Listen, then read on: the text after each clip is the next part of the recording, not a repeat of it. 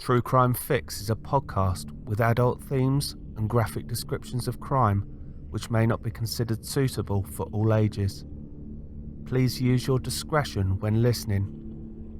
All research has been conducted using material in the public domain, and some opinions may not be that of the author or the host. Please remember that all victims are someone's loved one, and all episodes are recorded in the utmost respect of their memory. You're listening to the True Crime Fix podcast with your host, Steve.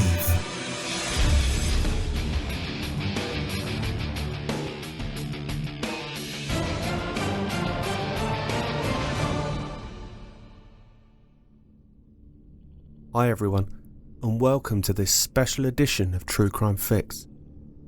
Well, in all honesty, there's not much too special about it, apart from the fact that my day job has been kicking my ass recently, and I don't have a lot of spare time to dedicate to a long case this week. So instead, I thought I would do an episode on a subject instead. Firstly though, let's go through the business. If you've enjoyed the show so far, please make sure that you've subscribed on your chosen podcast directory, and all the new episodes will automatically download for you upon release. You can also listen to the new episodes through the website too, so go over to www.truecrimefixpodcast.co.uk and all the episodes are at the base of the home screen. The episodes are now also available on YouTube on the True Crime Fix channel.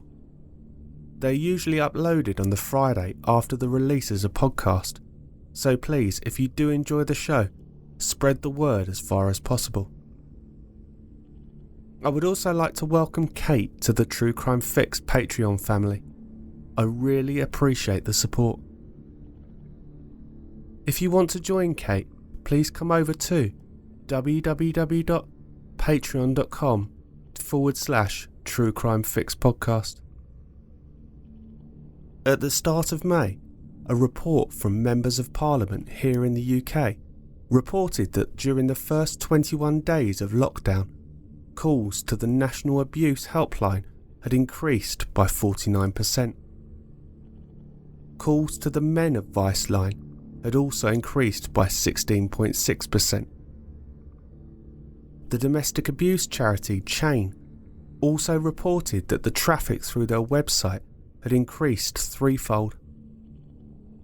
Research by the website Counting Dead Women, a site run by Karen Agala-Smith, reported that since the official start of lockdown in the UK on the 23rd of March, 24 women have been killed in acts of domestic violence, all by men well known to them.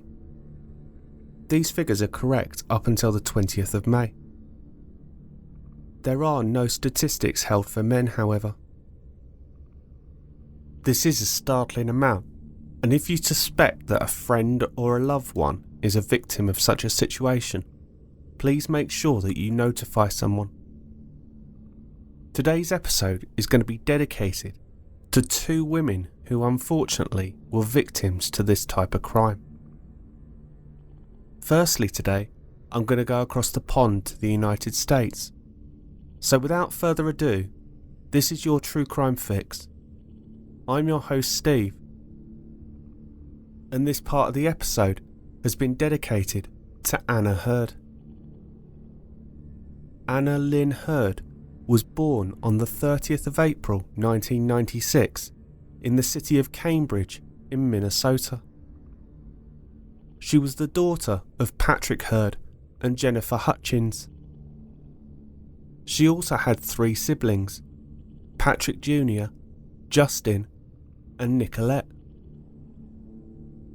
Anna was described by her mum as being the big sister to all of them, despite the fact that she was the middle child. Her friends said that she was a beacon of life, and everyone who met her instantly called her their best friend. Anna's mum and dad split up in the early part of the last decade, with her mum moving to Vernon in Texas with the children. But by the summer of 2012, Anna realised that she was missing Minnesota, so she decided to move back in with her father, who was now residing in St. Paul, the state capital, situated in Ramsey County. Upon moving back, she enrolled at St. Paul's North High School.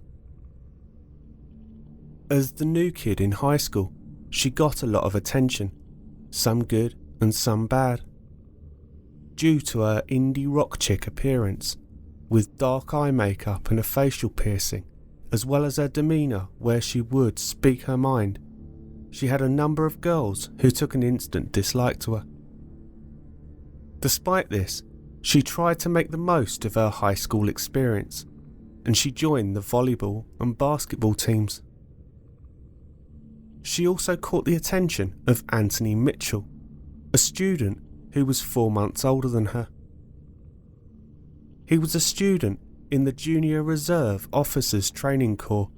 He also volunteered at care centres, assisting living centres, and battered women's shelters. They became close and had the same group of friends to hang out with. He was quiet, and that was one of the things that Anna liked about him. They were both into their video games. Meanwhile, the experience of living with her father was not going as expected for Anna. Her father had got a new girlfriend, so kept leaving Anna alone in the house in order to spend time with her. As time went on, Anna started to regret the decision to move to St. Paul. By the time February 2013 arrived, her life in Minnesota was starting to fall down around her. As mentioned earlier, Anna had somehow accrued a number of enemies from her first day, and by February, the bullying at school had intensified, which caused her to fight back against one of the students, resulting in her expulsion from the school. When the news reached her father, they had an argument, causing Anna to leave her father's house and stay with Anthony. Then Anna started to feel Anthony's possessiveness.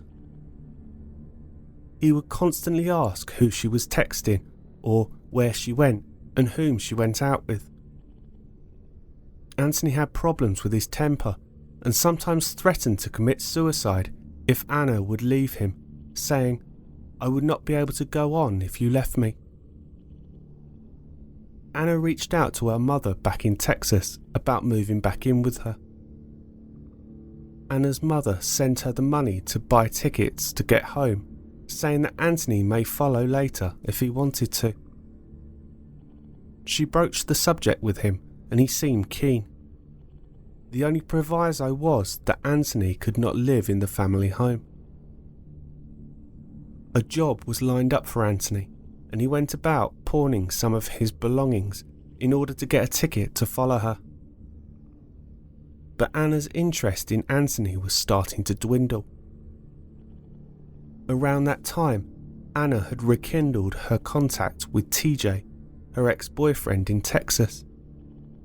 According to Anna's sister, TJ was 18 and Anna was 14 when they were dating, and he was Anna's first love and have remained friends with her. With Anthony's behaviour, she wondered whether a clean break from Minnesota was what she needed. Anthony Mitchell and Anna spent the evening of February the 22nd, 2013 together at his house in Maplewood, a town 8 miles west of St. Paul, before going to a friend's party. Anna had booked a ticket to return to Texas for the following day. This was going to be her last opportunity to say goodbye to her friends before making the 970-mile journey back to her mum's house. The couple arrived at the house party at approximately 11:30 p.m. But within an hour and a half, Anthony began bugging her to leave. By 1:30 a.m, Anna finally relented, saying that she was hungry anyway, and the couple left the party. As they wandered around in the cold and snowy February night, it was apparent that no food outlets were open.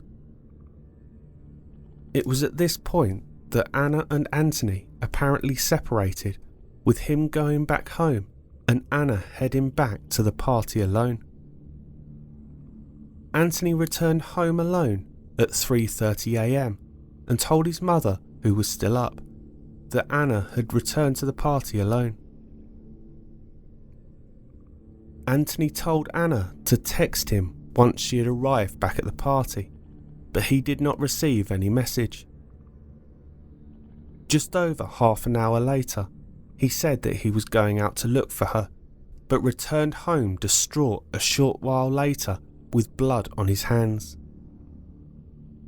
He claimed that he had retraced the steps that Anna would have been taking back to the party, and he had found her discarded backpack on the path with the contents strewn all over the place. It is then he claimed he had found Anna's body just off the path with blood all over the front of her top. After checking for a pulse, he attempted CPR, but when that was unsuccessful, he sprinted home. It was at this point that Anthony's mum called 911, and the call was logged at 4:29 a.m. Throughout the whole call, Anthony could be heard in the background saying, "Tell them I did not do it." Officer Buddy Martin was the first on the scene at the Mitchell residence, 1744 McKnight Road, where he interviewed Anthony about what he had found.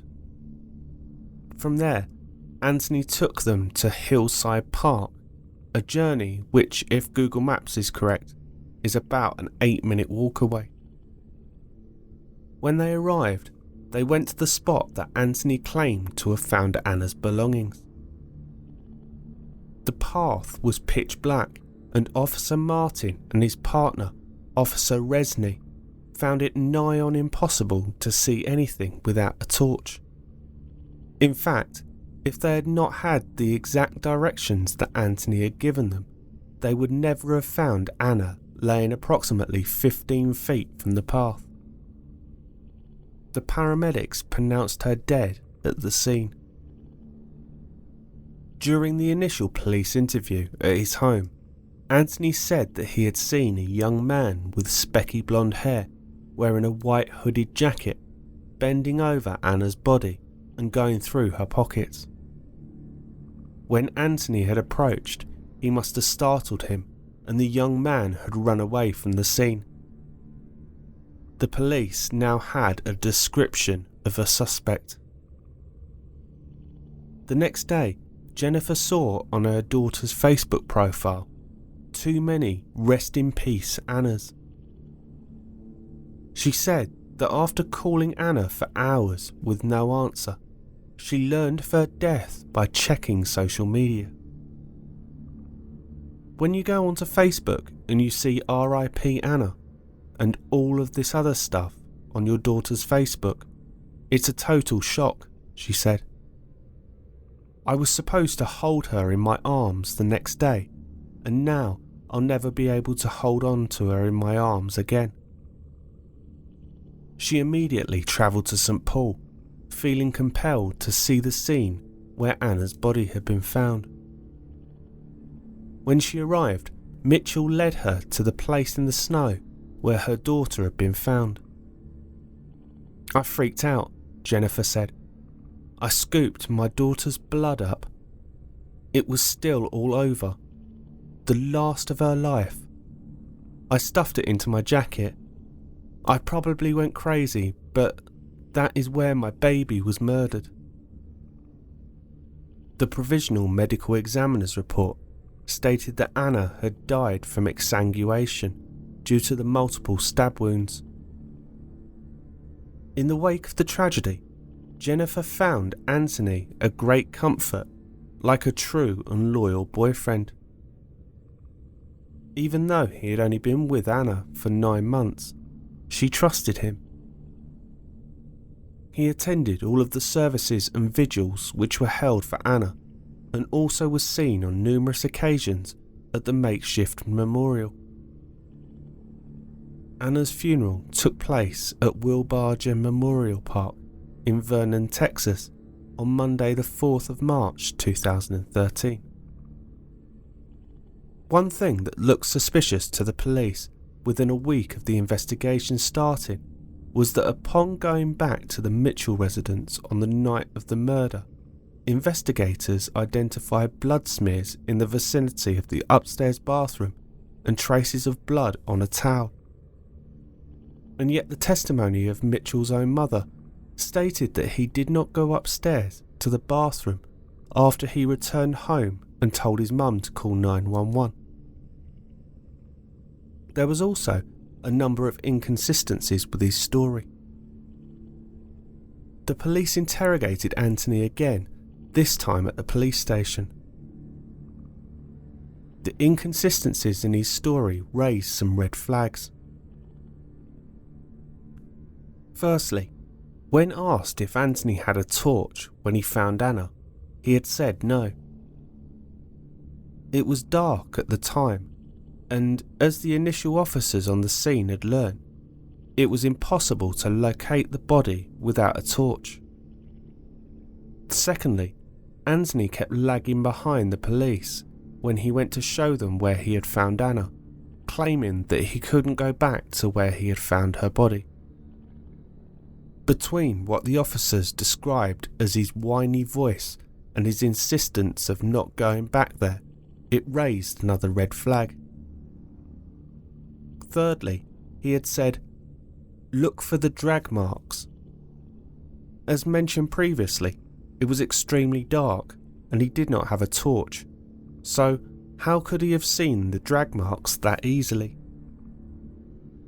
And fourthly, as I have just mentioned, he had said that he did not go up the stairs and he had gone straight to his mum to call for help. Police had found some traces of blood in Anthony's bathroom and it appeared as if someone had tried to clean it up. When the blood was tested, it matched Anna's. The police were starting to think that he might have had more to do with this than just finding Anna's body. Police had also started questioning Anna's friends. They had noticed that Mitchell could be sweet and funny at times, but jealous and controlling at others. They said they had witnessed his angry outbursts in the weeks before Anna had made up her mind to return to Texas, including an incident in which he bashed her kitten's head against her car steering wheel. Not only that, Anna and her friends knew that Anthony kept a pocket knife and he played with it most of the time, just keep flicking it in and out. He had been seen at the party flicking his penknife. He was arrested and charged on the 5th of March. On Wednesday the 6th of March, 2 days after his girlfriend was buried, 17-year-old Anthony Joseph Mitchell made his first court appearance in Ramsey County Court. He was charged with 1 count of second-degree intentional murder and 1 count of second-degree unintentional murder. Anna's family and Mitchell's family attended the hearing. In court, Mitchell's attorney asked Ramsey Court Judge Gail Chang Bohr if Mitchell could be remanded to the custody of his parents. The request was denied by Judge Bohr. The Ramsey County Attorney's Office wanted to charge Mitchell as an adult. This was allowed, so Mitchell was set to appear in adult court on the 10th of May for his plea hearing. He pleaded guilty to intentional second-degree murder. In court, he explained what happened. In response to questions from his attorney, Sarah Scarborough, he said that he and Anna were at his Maplewood house on the night of the 22nd of February. Anna was living with him and his parents. Mitchell and Anna had planned to travel the next day to Texas, where Jennifer, Anna's mother, lived. Anna's mother had sent her money for her bus ticket, and Mitchell had pawned some items to buy his own ticket. "I was going to go down there for 3 days a week," he said. After they had wandered around attempting to find food, at about 2:30 a.m, Anna said she wanted to spend the night at the friend's house. He claimed that he accompanied her for her own protection. They took a paved trail through Hillside Park near Maplewood Middle School. Mitchell bought his cell phone, wallet, and folding knife. The folding knife was so that he had protection on the way back from the friend's house, he said. He was trying to hold a conversation with her, but she was very distant. Because he was not getting any answers to his questions from Anna, he told the court, "I went around in front of her and I was walking backwards, and I continued to try and talk to her face to face. That's when Anna told him to get out of her face," he continued. His attorney, Miss Scarborough, had asked if the subject of the Texas trip had come up, and Mitchell replied yes. "Anna said that she did not want me to go to Texas with her, and I thought I heard her say that she was leaving the relationship," Mitchell said. "When she pushed me, I fell backwards, and the phone, wallet and knife fell out of my pockets. I picked up the phone and wallet, and Anna picked up the knife and opened it," he alleged. "We fought over the knife," he said, "and I got it away from Anna. Out of reflex, I stabbed her in the stomach," he said. "After that, I was scared. I didn't know what to think." Anna's father, Patrick Hurd, walked out of the courtroom at this point and smacked the door open as he left. Anna's mother, Jennifer Hutchins, left a moment later. Mitchell's statement continued. He said he was terrified after he had stabbed Anna the first time. "I stabbed her 3 more times in the front of her torso," he admitted. "Why did you keep stabbing her?" his attorney asked. "I was afraid she was going to tell," Mitchell said. "She turned around to run. I chased after her and stabbed her in the back." "Was it your intention to kill her?" his attorney asked. "Yes," he replied. Anna lay face down in the snow, and Mitchell had rolled her over to determine whether she was dead. He said, "I dragged her body back into the woods about 10 feet so that no one could find her." Prosecutor Dana Mitchell, who was obviously no relation, asked him if he had covered Anna's mouth so that she could not scream. Mitchell replied, "I didn't. She screamed." Then he described how when he had got home, he had got his mother to call 911 about 2 hours later, saying that he had found Anna injured in the park. The court heard how Mitchell was sobbing during this call and told the dispatcher he tried to perform CPR and denied involvement in her killing. But really, it was him who was responsible. Mitchell was sentenced on the 25th of June 2013. Having pled guilty, part of the deal was that he would serve 22 years. Under the terms of the plea deal, Mitchell would have to serve 14 years in prison and 8 in supervised probation. Mitchell did not speak during his sentencing hearing. The defence attorney, Susan Scarborough, told Judge Bohr that he was remorseful, contrary to what Anna's family believe. "I think this young man is truly tortured by what he has done and wants the court to know that. Miss Scarborough said. But the prosecutor, Rosetta Severin, said Mitchell had thought only about himself since the murder. He lied repeatedly after killing Anna, even telling the probation department before sentencing that Anna had taken drugs the night she died.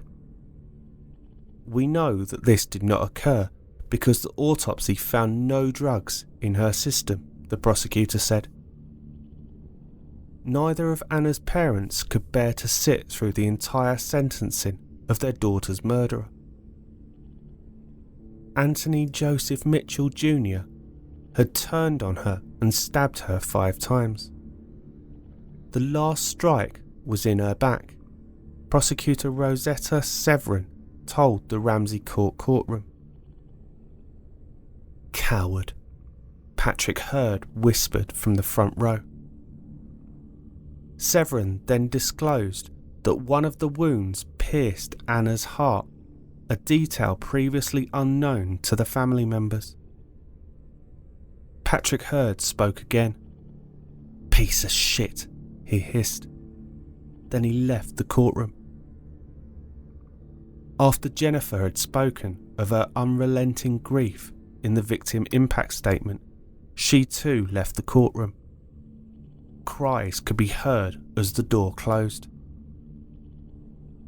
Anna's parents and other family members spoke tearfully at the sentencing, saying their family was broken and lost since Anna's death. Her mother Jennifer said that Anna's stepfather and her had separated. She was unable to work and couldn't leave the house. Anna's sister and brother had dropped out of school. She said she didn't understand how Mitchell could pretend in the days after the murder that someone else had killed her daughter and that he sympathised with the family. That he said he had tried to help Anna when he found her bleeding in the snow.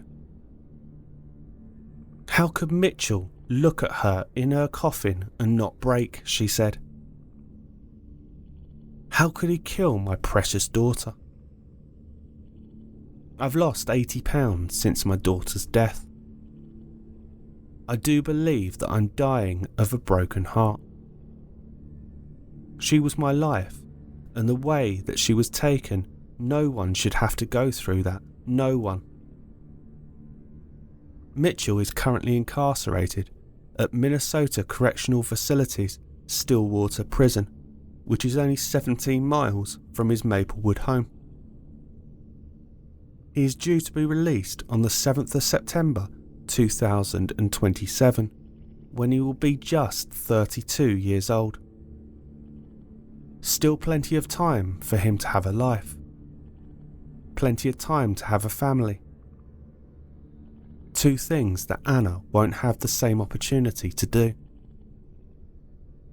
Anna's father Patrick never got over losing his daughter, and he too passed away 2 years and 5 days after the death of his daughter at the age of 45. More heartbreak for Nicolette, Justin, Patrick Jr. and Amanda. Our second story this week comes from the English seaside city of Bournemouth. Although the lady featured in our next case was not in a relationship with her killer, it's gonna make you think. If you are going into a flat share that you have found advertised, how much do you really know about the person you are going to be living with? So without further ado, the second part of today's episode is dedicated to Stela Domador-Kuzma. Stella Marisabel Domador-Kuzma was born in 1984 in Venezuela. Stella was working as a cashier in Barclays Bank, but in her spare time she volunteered at a local disabled water sports group. On Sunday the 1st of July 2018, Stella began renting a room in a shared flat in Richmond Gardens in Bournemouth, a road which was only a short walk away from the centre of Bournemouth's nightlife and only 15 minutes walk away from the beach and pier. She shared the kitchen, bathroom and toilet facilities with a 19-year-old man by the name of Ryan Thornton, who was a pub chef, and another woman. Thornton too was new to the flat, having moved into his room on Friday the 22nd of June, 9 days prior to Stela. On Saturday the 7th of July 2018, Stela had spent the day with her friends on Bournemouth Beach and returned home at around 7 p.m. The day was also Thornton's 20th birthday, and he had gone out drinking and eating with friends and family and watched the England vs Sweden World Cup quarter-final, a game which England won 2-0. He then met 2 other men and bought some alcohol before spending the remainder of the evening drinking and playing video games. At 4:30 a.m. on Sunday the 8th of July, a 999 call was made by a member of the public requesting an ambulance to Richmond Gardens to help. The victim of the attack was Ryan Thornton, who had said he had been stabbed in the knee by someone who had attacked him in the alleyway. Police officers who had arrived at the scene decided to check on the welfare of the other occupants in his address in the block of flats 1 to 9 Mount Hitherbank. Thornton provided them with a set of keys which they used to gain access to the main door and to his bedroom. Officers woke Stela and Thornton's other flatmate by knocking on her door. Inside Thornton's room, officers were alerted to a faint sound of an alarm coming from a partially closed laptop. When they opened the lid, the alarm deactivated and they saw a pornographic film playing on the screen. Officers continued to check the remaining rooms, but the door to Stela's room was locked and there was no reply. The second housemate informed officers that a spare set of room keys were in the communal kitchen. The police entered Stela's room, which was in darkness. They used their torches to search the room and discovered a large amount of blood on the bed and the walls of the room. There was a duvet covering the bed and a large blood-stained kitchen knife on a sofa. The officers lifted the duvet and found Stela's naked body underneath. She had been attacked in her bed and had died of 17 stab wounds to the neck, chest, left arm and leg, and her vest top had been cut off with scissors. Thornton, who was still being treated in the back of the ambulance outside, was arrested on suspicion of murder. He made no reply and was later taken to hospital for treatment. Following his arrest, the officers found a second set of keys on Thornton's, which belonged to Stela and contained the key to her room. A murder investigation was launched by Dorset Police, led by detectives from the Major Crimes Investigations team. A post-mortem examination determined that the cause of death was multiple stab wounds. Forensic testing later revealed that Stela's blood was found on Thornton's arm and other parts of his body. His semen was also found on Stela's body. The knife was examined and blood from both Stela and Thornton was located on the handle and the blade. Thornton was seen by doctors in hospital and one asked him how he'd sustained the injuries. Thornton told him, "I stabbed myself in the knee out of frustration because I had stabbed someone." He also told doctors that the knife had someone else's blood on it. He was assessed by a consultant psychiatrist and Thornton told him that he had been drinking heavily and smoking cannabis and returned home at around 1 a.m. He said he needed money for his rent and decided to take it from Stela. He stated he took a knife from the kitchen to stop her screaming if she woke up. She did wake up, and he just reacted and panicked and stabbed her and strangled her.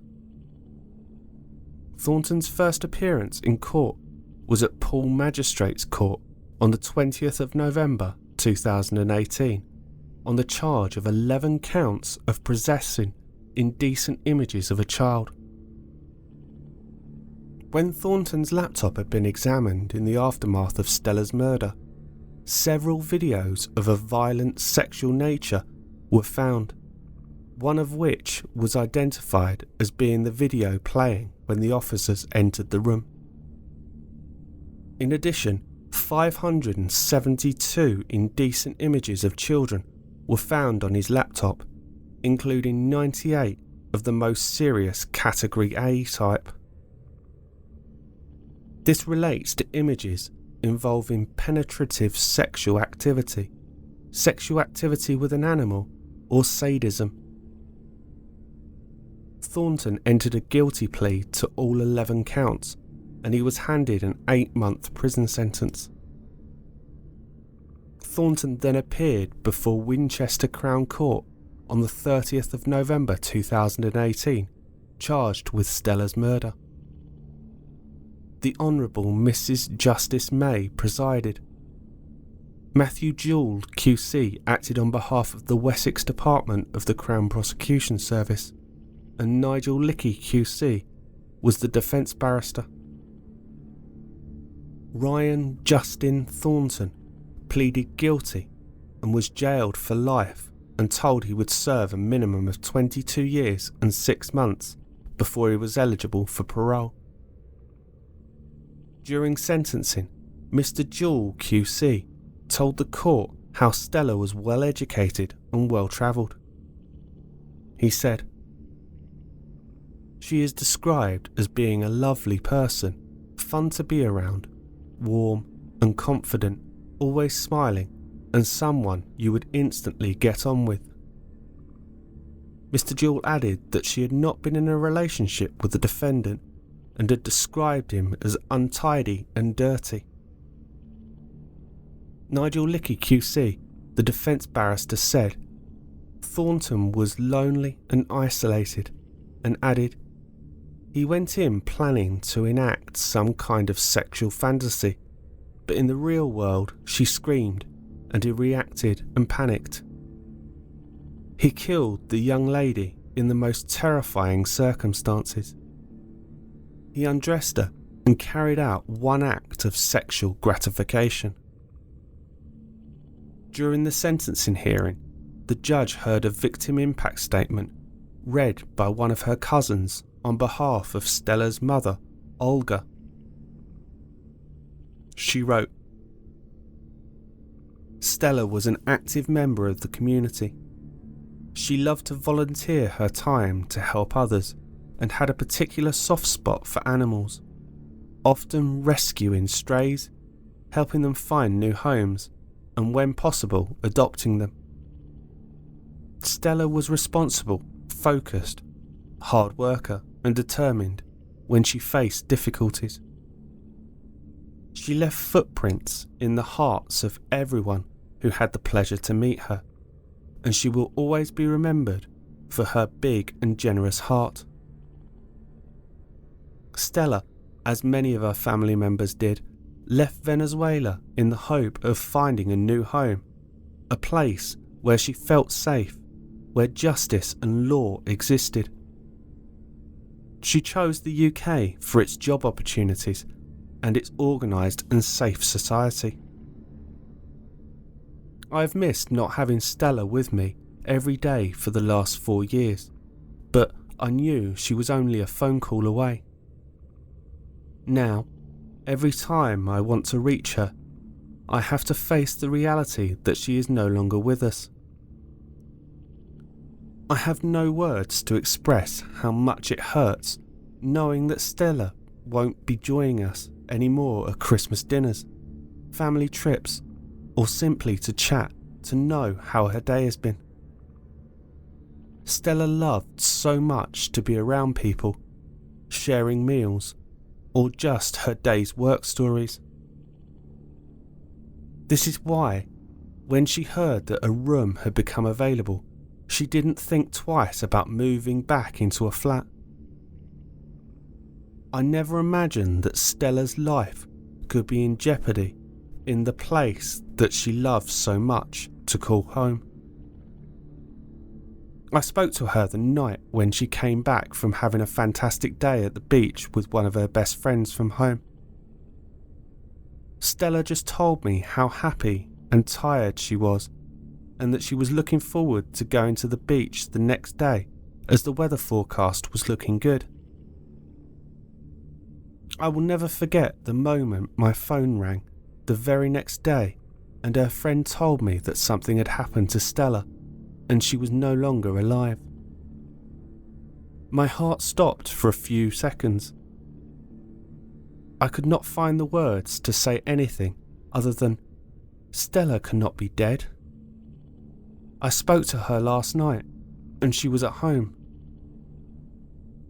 The violent, tragic, unexpected and irreparable loss of our beloved Stella, so soon in her life, so far from her family, has caused profound sorrow to all those who knew her, family, friends and work colleagues.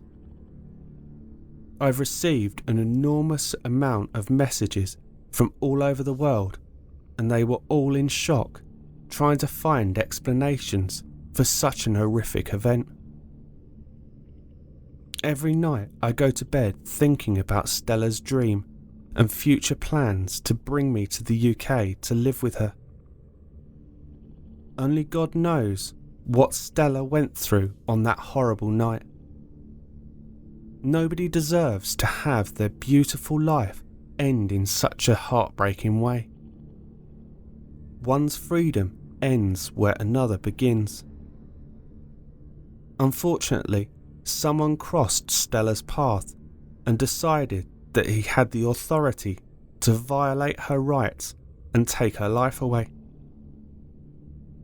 Stella did not even have the opportunity to defend herself as she was asleep when the cowardly murderer perpetrated this crime. How can any members of our family and our friends even feel secure sharing common accommodation? Stella was by no means a big earner, but she always made sure that her mother, her brother, niece and nephew were never short of food, medicine and clothes, and when needed Stella would cover the rent expenses, making sure we had a safe roof over our heads. Stella will always be remembered as a joyful person with a sassy smile that embraced life. She brought happiness to all those around her. This is why I push myself every day to get out of bed and remember my only daughter, who was my pillar, not only emotionally but financially too. Losing someone you love is always a sad, difficult moment, but losing a daughter in such a way is against reason. The violent and abrupt way it happened is just beyond any pain I have ever suffered in my life. Every day I ask myself the same question. Why Stella? He barely knew her. I only wish that the criminal is locked up so that a tragedy like Stella's can never happen again to someone else. Our family wishes to thank the police and everyone involved in Stella's case for their support. Nothing will bring my daughter back, but I just hope that justice prevails and people in Bournemouth can feel safe. In memory of Stella, I now live my life with no excuses. One life to live, not knowing when and how it will end. The Honourable Mrs. Justice May, said that there was no doubt that Thornton entered Stella's room at night when she was asleep with the intention to have forced sex with her. The judge told him, "You impulsively decided to make a present for yourself on your 20th birthday of violent forced sex." She added, "The bewilderment and the terror she experienced can only be imagined." The senior investigating officer, Detective Chief Inspector Sarah Derbyshire, said, "This was a truly awful crime. Ryan Thornton was fueled by alcohol, drugs and pornography when he decided to go into Stella's bedroom armed with a knife. Our thoughts, above all, remain with Stella's family and friends. I hope that Ryan Thornton's admission of guilt and subsequent imprisonment today is of some small comfort." There wasn't as much information on Stella's case. Even the court blurb was brief. But it was an important case to flag up due to how many people go into flat shares not knowing anything about any of the people that they are living with. So that's it for this week. This is the penultimate show of the series. I need a break as I'm starting to get writer's block. Please remember, if you enjoyed the show or want to know more, please follow us on Twitter at TrueCrimeFixPod. That's at TrueCrimeFixPod on Twitter. The podcast also has a Facebook page, True Crime Fix Podcast, but there's also a fan page, True Crime Fix Discussion. I am thoroughly enjoying interacting with everybody on there, and this is where I post the majority of the information on the week's cases. You can also visit the website www.truecrimefixpodcast.co.uk, and also a reminder that the podcast is now on Patreon, so please visit www.patreon.com/truecrimefixpodcast. I also have an Instagram account, so search True Crime Fix.